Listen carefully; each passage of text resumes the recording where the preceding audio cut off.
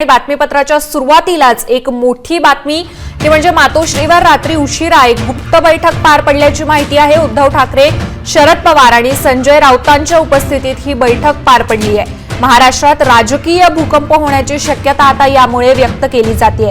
मात्र सरकार मजबूत आहे, चिंता नसावी असं ट्विट संजय राऊतांकडून करण्यात आलंय।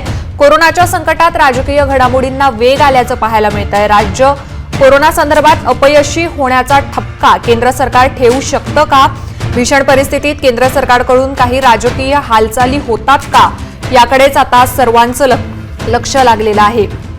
एकीकडे राज्यात कोरोनाचं संकट फोफावत असतानाच आता सरकारमध्ये राजकीय भूकंप येण्याची शक्यता वर्तवली जाते।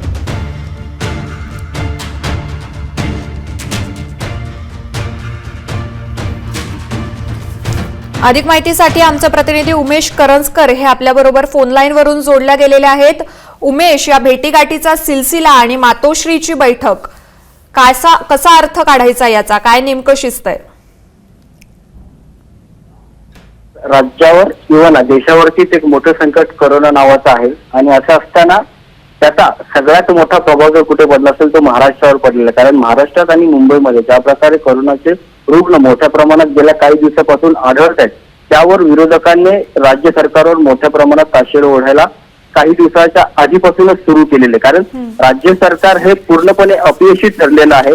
मग ते मजुरांचा प्रश्न असो, कोरोनाचा प्रादुर्भाव रोखण्याचा प्रश्न असो, या सगळ्या बाबतीत राज्य सरकार अपयशी ठरले असं वेळोवेळी विरोधी पक्ष जे आहेत त्यांच्याकडनं वेळोवेळी सांगण्यात आलेलं, वेळोवेळी राज्य सरकारवर अशा प्रकारचा आरोप करण्यात आलेला आहे। आणि यासाठी गेल्या काही दिवसापासून जर आपण पाहिलं तर मोठ्या प्रमाणात राजभवनावरती देखील राजकीय हालचाली होताना आपल्याला पाहायला मिळतात।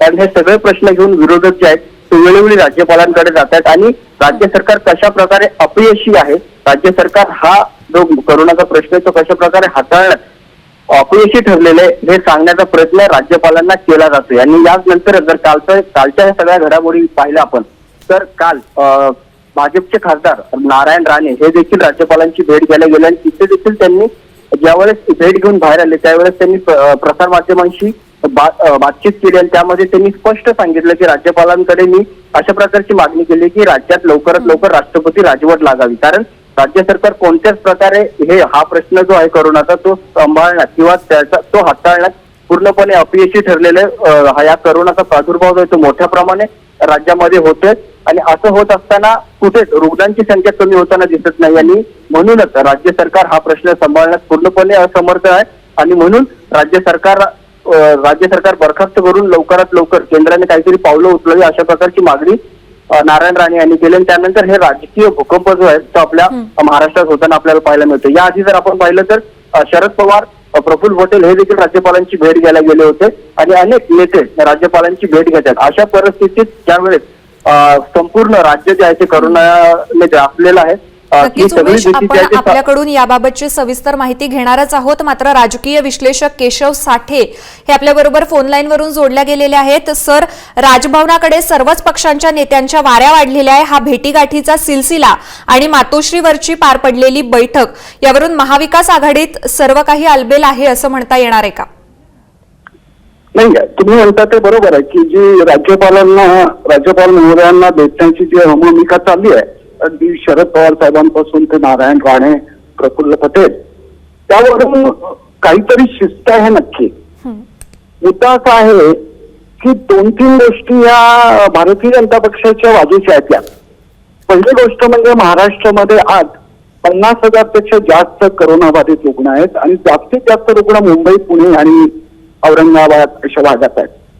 त्यामुळे जी राजकीय केंद्रस्थान आहेत या राज्याची तिथंच मोठा प्रादुर्भाव झाल्यामुळं ते राज्य सरकारचं अपयश आहे असं स्पष्टपणे ते म्हणालेत तर त्याला विरोध करणं किंवा ते खोटं ठरवणं अवघड जाणार आहे नक्की। मुळामध्ये अशा पद्धतीचा साथीचा रोग आपल्या महाराष्ट्रात अनपेक्षितपणे आलेला आहे। कुठलंही सरकार त्यासाठी तयार नव्हतं, मानसिकरित्या सुद्धा, ऍडमिनिस्ट्रेटिव्हरित्या सुद्धा, व्यवस्थापनरित्या सुद्धा। त्यामुळे हे घडू शकतं, पण हा जो आकडा आहे हा आकडा मात्र या सरकारला अत्यंत त्रासदायक ठरणार आहे आणि हाच मुद्दा हा घेऊन तुम्ही पुढे जाऊ नका यासाठी पवार साहेब किंवा प्रफुल्ल पटेल भेटतायत। मुद्दा असा आहे की राज्यपालांनी जर ठरवलं ती राष्ट्रपती राजवट लागू करायची तर 2 मिनिटांमध्ये ते केंद्र सरकारला अशा पद्धतीचं रेकमेंडेशन करू शकतात, कारण त्यांचं सरकार आहे. पण मुद्दा असा आहे की हे जस्टिफाय होणार आहे का, आणि यासाठी जास्तीत जास्त प्रयत्न झालेत. नाहीतर लोकांमध्ये संदेश असा जायला नको की महाराष्ट्राचं सरकार भाजपने आपले विरोधक म्हणून पाडलं, असा संदेश जायला नको. यासाठी राज्यपाल महोदय आणि भारतीय जनता पक्ष यांना सुद्धा खूप मोठी तारेवरची कसरत करावी लागणार आहे. दुसरा मुद्दा असा आहे की आज जे राज्य सरकार आहे ते 3 पक्षांचं मिळून आहे आणि त्यांच्यासमोर भारतीय जनता पक्षासारखा फार मोठा बलाढ्य पक्ष आहे की जो सर्वात जास्त आमदार असलेला पक्ष असून विरोधी पक्षात आहे. ज्या वेळेला अशी स्थिती असते की विरोधी पक्ष बलवान असतो आणि केंद्रामध्ये त्याच विरोधी पक्षाची सत्ता असते, त्यावेळेला अशा पद्धतीचं शिजण्याची, अशा पद्धतीची रेसिपी शक्य असते. मुद्दा की हे करावं की नाही. म्हणजे समजा राष्ट्रपती राजवट लागू झाली तर महाराष्ट्रातले रुग्णांची संख्या कमी होणार आहे का? 8 दिवसात 15 दिवसात त्यात काही बदल होणार आहे का? ही मला शक्यता दिसत नाही. त्यामुळं या पद्धतीनं जर की या काळामध्ये राष्ट्रपती राजवट लागू करणं हे आपल्या एकूण राजकीय व्यवस्थापनाला, ऍडमिनिस्ट्रेटिव्हला भयंकर धोकादायक आहे. कारण सगळ्यांचं मॉरल खच्ची होणार आहे. म्हणजे जे पोलीस अधिकारी, जे डॉक्टर, जे स्वयंसेवक, जी माणसं यासाठी काम करत आहेत, अहोरात्र काम करत आहेत, त्यांना म्हणावं तेवढं यश येतं हे मान्य आहे. पण हे करत असताना मला सामाजिक दृष्ट्या अशा पद्धतीची राजकीय हालचाली होऊन काहीतरी या पुढच्या 5-6 दिवसामध्ये घडणं हे राज्याच्या दृष्टीने मला धोकादायक वाटतं. 1 वर्ष पूर्ण होतं मोदी सरकारला आता. या 30 तारखेला मला वाटतं त्यांचा शपथविधी झाला होता. तर ही वाढदिवसाची भेट द्यायचा की प्रयत्न इथल्या भारतीय जनता पक्षाचा चालला असेल तर तो मला फारसा हितावं या राज्याच्या दृष्टीने नाही असं वाटतं. दुसरा मुद्दा असा की भारतीय जनता पक्षाची जी प्रतिमा आहे जी पहिल्या 5 वर्षाच्या राज्यामध्ये होती, पहिल्या 5 वर्षाच्या काळामध्ये, ती जेव्हा ते विरोधी पक्षामध्ये गेले तेव्हा ती प्रतिमा थोडी मलिन झाली. ते पाहिलं असेल, राज्यपाल महोदयांना इतक्या वेळा मुख्यमंत्री सुद्धा भेटले नसतील, इतक्या वेळा देवेंद्र फडणवीस जाऊन भेटले. परवा दिवशी 3-4 दिवसापूर्वी काळे फडके लावून त्यांनी निदर्शनं केली. हा इमेज, हा मेसेज फार चुकीचा जातो. तुम्ही विरोधी आहातच ना, तुम्ही त्या ते पत्रकार परिषद देऊन सांगताय, वृत्तपत्रात बातम्या येत आहेत, चित्र दिसतं, तुम्ही तोंडाला काळं फडकं लावलं, तेव्हा पांढरे हे लावून डॉक्टर काम करतायत आणि इकडे तुम्ही काळी फडकं, त्या लोकांचा तुम्ही अपमान करताय, त्या लोकांच्या कामाला तुम्ही कमी लेखता, अशा पद्धतीचा मेसेज लोकांमध्ये जाऊ शकतो. त्यामुळे राष्ट्रपती राजवट आले आणि पुन्हा निवडणुकांची वेळ आली तर भारतीय जनता पक्षासाठी फारच पॉझिटिव्ह अशा पद्धतीची गोष्ट असेल असं मला वाटत नाही. एकूण काहीतरी शिस्त आहे, राज्यपालांनी ठरवलं किंबहुना ठरवलं असण्याची शक्यता आहे, ही गोष्ट होऊ शकते. पण मला वाटतं या क्रिटिकल कंडिशन मध्ये ते असं होणं राज्याच्या हिताच्या दृष्टीने, राजकीय दृष्टी गोष्ट वेगळी, राज्याचं हित आणि राजकीय हित या गोष्टी वेगवेगळ्या असतं, ही सुद्धा माझ्या दृष्टीने एक ट्रॅजेडी वाटते. खरं म्हणजे राज्याचं हित आणि राजकीय हित एकच असलं पाहिजे, पण दुर्दैवाने तसं राजकारण होत नाही. त्यामुळे हे जर त्यांनी टाळलं आणि यातून काहीतरी समजा केंद्राने येऊन मदत केली, काहीतरी केंद्राने इंटरफरन्स केला तरी हरकत नाही, पण या परिस्थितीतून बाहेर पडणं हीच प्रायोरिटी असली पाहिजे, हे सरकार पाडणं ही नव्हे. नक्कीच. तर आपण पाहिलं की सुब्रमण्यम स्वामी यांनी सुद्धा राष्ट्रपती राजवटीची मागणी केली होती. भाजपच्या नेत्यांकडून वेळोवेळी ही मागणी केली जाते. राज्य कोरोना संदर्भात अपयशी होण्याचा ठपका हा कायमच राज्य सरकारवर ठेवला जातोय. मात्र केंद्रात काहीतरी शिजतंय याची कुणकुण शरद पवारांना लागली आणि त्या अनुषंगानं आता शरद पवार हे सगळ्या बैठकांचा सिलसिला किंवा हे सगळं होतंय अशा चर्चा रंगतायत. केंद्राकडून काहीतरी केलं जातंय असं शरद पवारांना याची कुणकुण लागल्याची चर्चा आहे. काय नाही, कोण लागण्याचा प्रश्न नाही. शरद पवार हे इतके पुढचं पाहणारे लीडर आहेत, त्यांना हे माहित आहे की राजकारणात काय होतं की तुम्ही लूज बॉल टाकलात की सिक्सर मारलीच म्हणून समजा, आणि हे महाराष्ट्र शासनात हे सगळे लूज बॉल्स आहेत. म्हणजे रुग्णांची वाढणारी संख्या, मजुरांचे वाढणारे प्रश्न, प्रशासनामध्ये वेगवेगळ्या शहरामध्ये दुकानं उघडण्याचे बंद करण्याच्या मध्ये होणारे गोंधळ, प्रशासकीय पातळीवरच्या ह्या ज्या गोष्टी चालल्या आहेत, याची सगळे पडसाद एकत्र घेऊन केंद्र सरकार तर टपलेलं आहेच. म्हणजे आपण पहिल्यापासून बघतो की आणि एक लक्षात घ्या, 3 पायी सरकार आहे. परवा तुम्ही ऐकलं तर पृथ्वीराज चव्हाण बोलताना म्हणाले की शिवसेनेचं सरकार नक्कीच आहे. सर, आपण आपल्याकडून याबाबत सविस्तर माहिती जाणून घेणारच आहोत. मात्र किरीट सोमय्या हे आपल्याबरोबर आता फोन लाईन वरून जोडल्या गेलेले आहे. सर, भाजपच्या राजभवनात वाऱ्या वाढलेल्या आहेत आणि त्याचबरोबर संजय राऊत आणि शरद पवार यांनी देखील राज्यपालांची भेट घेतलेली आहे आणि त्यानंतर लगेचच मातोश्रीवर देखील उद्धव ठाकरेंबरोबर यांची भेट झालेली आहे. काय अर्थ काढायचा याचा, काय सांगाल? खास कोरोना संबंधी एवढी चिंता त्यांनी केली असती तर आज भारतीय जनता पक्षाला महाराष्ट्राचा किंबहुना देशाच्या लोकांना मुंबईची काळजी आहे, मुंबईकरांची चिंता आहे. त्या मुंबई म्हणजे देशात जेवढे कोरोनाग्रस्त रोजचे वाढतात त्यातले 33% मुंबईत वाढतात. देशाच्या तुलनेत मुंबईचं पॉप्युलेशन फक्त 1% आहे, पण कोरोनाग्रस्त वाढण्याचे 33% आहे. मुंबई मरतंय, लोकांना हॉस्पिटलमध्ये ऍडमिशन मिळत नाही, अँब्युलन्स पोलीस कॉन्स्टेबलला अँब्युलन्स 2-2, 4-4 तास येत नाही. क्वारंटाईन सेंटरची अवस्था जेल सारखी आहे. त्याची शरद पवार साहेबांनी काळजी करावी, मुख्यमंत्र्यांनी काळजी करावी अशी आमची विनंती आहे.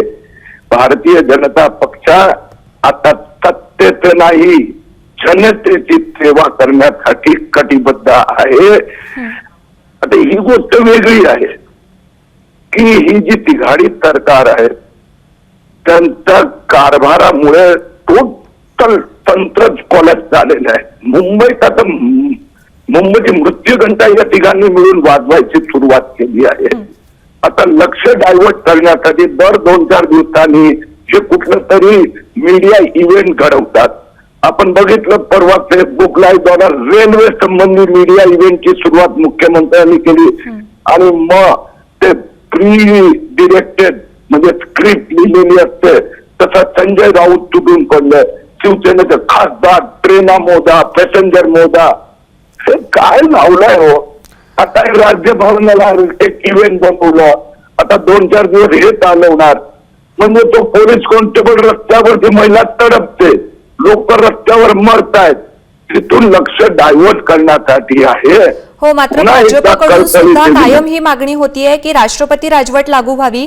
सुब्रमण्यम स्वामी यांनी देखील याबाबतची मागणी केली होती. राज्यातील कोरोनाची परिस्थिती ही भीषण आहेच, मात्र राष्ट्रपती राजवट लागू झाली, सरकार अस्थिर झालं तर या परिस्थितीवर नियंत्रण मिळवू शकणार आहे. कारण आता कोरोनाशी सामना करणं हे सगळ्यात जास्त महत्वाचं आहे. तर हे राजकीय भूकंप या सगळ्या पार्श्वभूमीवर कोरोनाकडे कुठेतरी दुर्लक्ष होऊन परिस्थिती आणखी बिकट होण्याची शक्यता नाहीये. याची क्षमा मागतो. भारतीय जनता पक्षाने गंभीररित्या सुब्रमण्यम स्वामींची चिंता व्यक्त केली आहे की कोरोना संबंधी काय होत नाही आहे, ही त्यांची चिंता आहे. भारतीय जनता पक्षाच्या बाकी कोणत्याही नेत्यांनी अशा प्रकारचे राष्ट्रपती राजवट लावण्यासंबंधी किंवा आमचे सरकारला असा प्रश्न उद्भवत नाही आहेत. आमची काळजी आहे फक्त कोरोना कोरोना कोरोना. कुठल्या तरी नागरिकांनी तीव्रपणे ही समजा व्यक्त केली की अँब्युलन्स येते, माझा बाप अंतिम श्वास घेतो, याच्यापेक्षा तर त्याला मरणं बरं. कोरोना तुम्ही क्वारंटाईन सेंटर मध्ये गेला, तिथले नागरिक हेच म्हणतात हे तर जेलपेक्षा बदतर परिस्थिती, यापेक्षा जेव मला वर घे. याचा अर्थ काय तो आत्महत्या करतो असं होते का? लोकांनी या सरकारचा विक्षिप्त वागणुकीबद्दल चिंता व्यक्त केली आहे. भारतीय जनता पक्ष कोणतेही सरकार बदलण्याच्या मनस्थितीत किंवा विचारही करत नाही आणि या सगळ्यांनी ही नौटंकी बंद करावी. हॉस्पिटलची मध्ये लोकांना प्रवेश मिळेल ते पाहावं, अँब्युलन्स वेळेवर पाठवावी, क्वारंटाईन सेंटरला जेलच्या ऐवजी चांगली अवस्था त्याची निर्माण करावी. धन्यवाद.